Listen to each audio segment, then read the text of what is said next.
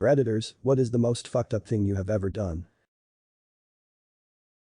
When I was about 15, a neighbor of ours stopped us in the road and chewed us out for riding our go-karts in the road. This despite the fact that it was a dirt road in a rural area which was the perfect place for riding go-karts. He was a complete asshole about it too.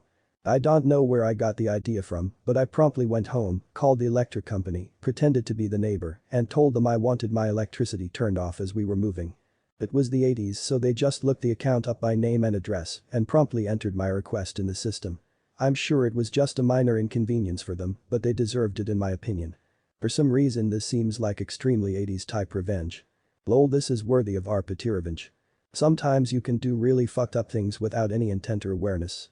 I was young and with a very nice woman who was struggling with some physical issues that resulted in a severe depression. We weren't living together, but I was regularly getting up early and going over to her place for breakfast and to kind of just check in and let her know I was there for her. I went drinking with some friends one night and I overslept the next morning. I called her to let her know I wouldn't make it. She committed suicide that day, before I got back from work. I know, now, that what happened wasn't my fault and I wasn't responsible, at least not in some overt way. We all make our own decisions. Still, I will always wish I hadn't been careless and overslept that day. If I had the chance to change one decision I've made in my life, this would be it. She had already decided. You gave her lots of company and did help her. It wasn't for nothing. I'm sorry to hear that. I'm not trying to be rude, even it might sound it is, but that couldn't really realistically last forever. Even if you didn't overslept that day, something's going to prevent you from going to her place at least once, sick, accident, etc. Not sure if it makes you feel better or worse. If that's the case, then I'm very sorry cause I didn't mean it. This is gonna sound dark, but she might have had a similar realization at the time and or had been planning it for a while, but just didn't want him to find her. So she waited until he wasn't there. Depression is an awful thing and really fucks with the mind in a way that we can't really comprehend. Point 3. These answers are veering wildly between funny and depressing as fuck. Sprinkle a little criminal activity and baby, you got a stew going. The secret ingredient is crime. Not the most fucked up. The roommates of my girlfriend were making her life very difficult, leaving garbage rotting in her room while on vacation, piercing our condoms and more. I used to pee on their bath sponges. Never told them. How spiteful do you have to be to pierce other people's condoms? I don't like you, so I'm going to cause the existence of a child born to parents who did not plan and are not ready to care for them. Seriously. I had a shitty, abusive roommate who left her contraception implant documents, including the date she'd need to replace it, at my place when she moved out. I drove to her mom's house, where she was likely staying, and dropped it in the mailbox. I hated her and accordingly did not want her to reproduce. Piercing your condoms is a serious offense, should have reported them. I pooped in the bed of a schoolmate's truck during school hours.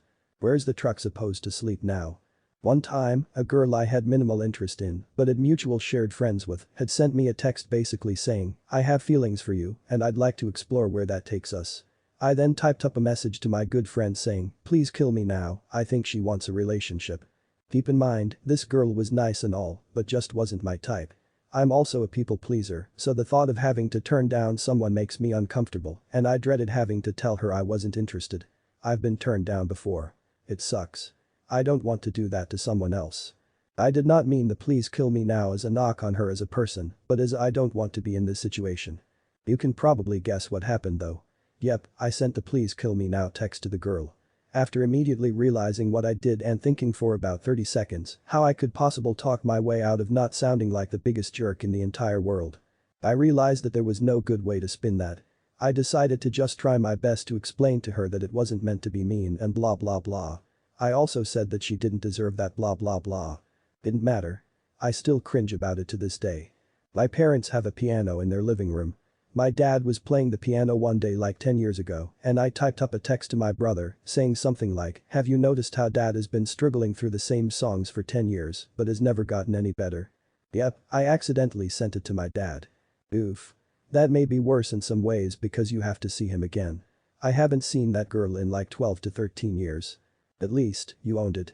It doesn't fix it, but remorse helps people get over things in the long run. Sometimes it's worth admitting to being the ass, rather than letting someone wonder if they did deserve that. My 12-year-old Dumbus thought, after watching videos on YouTube, that applying honey to your eyes directly can change light and its color naturally. Boy, it was painful. I stopped doing it after a week. A week. Lamau. That was the best part. I was like, okay, they tried it one time and said fuck that, but holy shit, a whole week of that nonsense. Stand in knee-deep sewage to pull grass because it had gotten too long in that area apparently. Barefoot and barehanded. Thanks dad for sending me to a behavior modification program in Jamaica that has virtually no child protection laws. Edit. So the program was called Tranquility Bay, located on the south coast of Jamaica, which is a dry and harsh climate, unlike the pretty north coast for tourists. This happened in 1997, and my brother and I were both sent there within a year of the program opening. It was the second facility run by cked and JK and cost about $35,000 a year per kid, despite them claiming to be non-profit. The original facility was in American Samoa and called Paradise Cove. I think they had it worse than me because we had some kids transfer from there, and apparently molestation by the staff was common at the Samoa location. It didn't happen in Jamaica as far as I know. Google search of images of the facility and such. How did I end up there? Well, my brother was sent first. It wasn't his first program. He had been sent to military academy and things like that during summers for his misbehaving. He acted up in class, smoked weed, cigarettes, etc., but never had any legal trouble. When my dad sent my brother to Jamaica, it was too much for me and caused a major fight with my father, verbal only, and a falling out. Nothing unusual for a teenager. I was the well-behaved one. Never had detention or got in trouble and pretty much a goody two-shoes prep. But that known, everyone was surprised when 2 months later I got sent to the same academy in Jamaica. The process of being sent. So I was in school, 16 years old, and during class my vice principal asked me to come speak with him in the hall. I wasn't concerned. I never get in trouble. When I got to the hallway, 4 grown men grabbed and restrained me and walked me out to a car where I saw my dad waiting. At that point I knew what was up and that I was about being sent to the program. I didn't say a word to my father as I passed and was driven 8 hours away to an airport to lessen risk of a run attempt in an area that I knew. I was flown to Utah to a psychiatric care facility while they processed us for international travel. A week later I was in Jamaica. The program functions as a 6-step program that you can work your way out of to get to go home. They removed every right and liberty we had. We had to request permission to speak, to stand up from our chair, to pass through a doorway, etc. As you progress through the program and move up through the 6 levels you gain more privileges. It was a ruse though. I never knew of anyone making it to level 6 and get out. Why would they? That would cause the program to lose money. There were plenty of punishments of varying degrees as well if you did anything wrong. You may wonder why I didn't refuse to go stand in the sewage and pull grass. Well, a refusal is a serious offense there and sets you back 3 levels. For most students that would be setting you back all the way to the beginning of the program. I didn't want that. I wanted to graduate and get out, so I complied. How bad was the standard of living? Worse than US jail prison with the exception of concerns of rape violence. We did not have hot water, air conditioning, proper medical care, etc. Did I get sick standing in that sewage? You bet your ass I did. Due to the large amount of sand, fleas and mosquitoes in this tropical climate. Most of us were usually covered in bug bites naturally. Those bug bites got infected by the sewage and I got a common illness there that we just called fat foot. The infection would cause your foot and ankle to balloon to double its size. No, this didn't warrant a doctor visit. They just applied antibiotic cream and hoped we'd get better. Thankfully it worked. Ringworm and other unnecessary illnesses were also common. Laundry wasn't sanitized properly, again no hot water, and we washed that by hand. Our food also was barely edible. I haven't been in prison, but I've seen TV shows try to show the slop they get fed, and that looks better than what I had in Jamaica. Where was my mom in all this? Fighting to get us back. She had the community behind her and lots of donations, went the media, etc. It got attention but didn't get us home. My parents were divorced and my dad was remarried to a judge. With his multi-millions and her power, we didn't have a chance in the courts. How it came to an end. After 12 months I was the highest ranked student in the program as of the only level 5 out of a possible 6. My dad let me come home the day before soccer tryouts for varsity, which was big where I live. My brother was able to come home 2 months later. He was a level 4 and that made for a total of 16 months of him being there. I'm sure I left a million things out, so I'll try to answer any questions as they come. Any sort of behavior modification program seems horrible. They are. And they were never based on evidence-based treatment. The industry was started by an abusive cult that had a successful streak with helping drug addicts. Holy shit, what year were you there? I bounced around a few myself, but never got sent to Jamaica, but know of a few peeps who did. WASP program kids have a few groups if you ever want to hash things out. It's open to all program kids, you just have to prove you went to one. Even though it was a shitty time, I saw and did some seriously fucked up things just to get home. I'm glad I went because the vindication was what got me to stand on my own 2 feet and learn to fight for what I want to have. I have my own family now and am doing well for myself despite my dad thinking I'd never amount to anything. He comes to me for advice now, which is tough because I really want to hate him, but I also want to be a better person. Sadly, the metrics on how many kids are still alive versus dead is just tragic. We have a few running lists of all the kids who have passed in the cause to try and remind our fellow brothers and sisters to not give up. Rip to those who have left us, and I hope you're finally home. P.S. They can staff that shit D. Have a nice day, fellow survivor. Edited to add. Although I understand many people are interested in the stories of people who attended these programs, I just can't for the life of me ever trade internet points or 5 minutes of fame at the cost of those who have died over it, either while there or after. I'm sure most people that went share this sentiment in some way or another. I'm not downplaying anyone, just that I know of a few who were in a tough spot financially and personally and stole others' experiences to try and make a quick buck and got caught.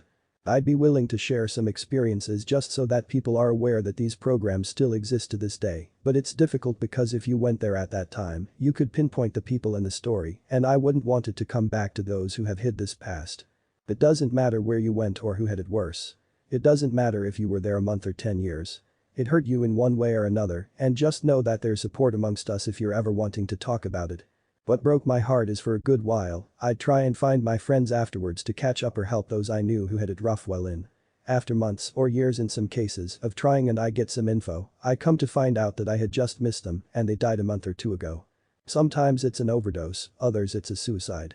The running list of obituaries is super fucking grim and has a significant amount of deaths. Rarely does anyone who went to these programs die of natural causes, so after a while I gave up on trying to find people. That hurt even worse that I gave up due to it being easier to brush it under the rug, so since then I've made it a point to always let others know that if you're hurting, I'm willing to listen if you need it. Doesn't matter how or why in life, but if you need someone to share the pain with, count me in. I'm sorry I wasn't able to find some of you sooner, but one day we'll all be home together. Here's another edit to include a response I made to someone else below on asking how this is legal, since many people are curious. So what happens a lot is as soon as a facility starts going under investigation, they'll sell it to a family member and then the process has to start all over again. I know that for one of the programs I went to, a girl, rip kind soul, hung herself from one of the stalls. That was before my time, but that cabin became our classroom, so it was very eerie having to do your business in that stall knowing that. Following that event was a huge CPS investigation, and I believe is the event that caused that facility to have to cut numbers in half to satisfy CPS. I believe most of those people were sent to other programs while only a lucky few got to go home. That facility was massive and housed close to or around 1,000 plus students at one point. Another one I went to got shut down by CPS because a kid who had only been there 3 days was jumped in the shower with staplers and had things put up inside him. He was somehow magically able to tell his parents, so they called the police and got the facility shut down. His parents loved him and I'm glad they believed him and did something about it, but unfortunately the majority of us just got shipped off to other programs. They manipulated our parents and said we were shutting down due to some other BS. Our phone calls were monitored and they'd always tell our parents that we will manipulate them and say anything to go home, so our parents took their word as the gospel. Your freedoms were hinged on how you behaved, so if you squealed to your folks, you'd lose privileges. The difference was 3 hots and a cot or squeal and you get to sleep on the floor, no blankets, and stuck eating PB&J sandwiches and maybe a cold cut sandwich with meat if you got lucky. Do you like outside time and playing football? Well you guys can't because Johnny Lucy anyone brave told their parents that we didn't feed them or shut off the hot water in the winter on them. Do you want outside time back? Then you know what to do. So we throw what's called a blanket party, throw a blanket over someone so they can't fight back and jump beat them and beat on someone so we could have TV time or outside time back. I am ashamed that I once beat a kid with a soaper and a sock because he stole snacks sent from home from me. That wasn't even the worst part, others caught wind of it and he got a blanket party thrown, but they put a belt around him on top of the blanket so he couldn't get away. They shaved his eyebrows off along with his head and when he was writing his apology letter, they proofread it and rejected it. They made him tear it up, eat the apology letter and start over and over again until they got bored. The kid was bowling and it haunts me whenever I recall it. I am so sorry that that happened, man, and swear that I'm a changed man. I did it because it was the first personal package that I was allowed to have after reaching level 3 and it took a lot to even get there. 6 months of intense brainwashing and the first personal thing I got sent from home was stolen, so I felt cheated. Shit was fucking guerrilla tactics. They got away with a lot because it wasn't always staff that had to fix a problem. Take away basic human rights and you'll be shocked at the shameful things someone would do to another human being. The kicker is the more you snitched on others, the further along in your program you were and the closer you were to going home. So it behooved others to throw people under the bus. Theft from the kitchen and shared with your bunkmates was normal until they did inventory and decide to flip the cabins and search. At that point it was every person for themselves. Guess what? Whoever snitches and saves us time will get extra privileges and any combo you want from McDonald's, as well as get to chill and eat snacks and drink soda in the air-conditioned staff office. Some people in real life think we make this shit up, so a lot of folks don't even bother sharing. However, you get a group of program kids together and it's like writing the fucking playbook for Gitmo. The Museum of Human Rights would have a field day with some of the stuff that goes on. I'm not downplaying other atrocious acts of humanity, but these programs really are that abusive. It follows you for the rest of your life. May life be kind to those who were not strong enough to change what they could change. We often recited the Serenity Prayer and it became very cult-like, but it has honest to God helped me cope with life. Edit. It seems I've hit the character limit, but here's an update for 1723 in regards to whether or not I've reached out to the media for help. Have you been to the media?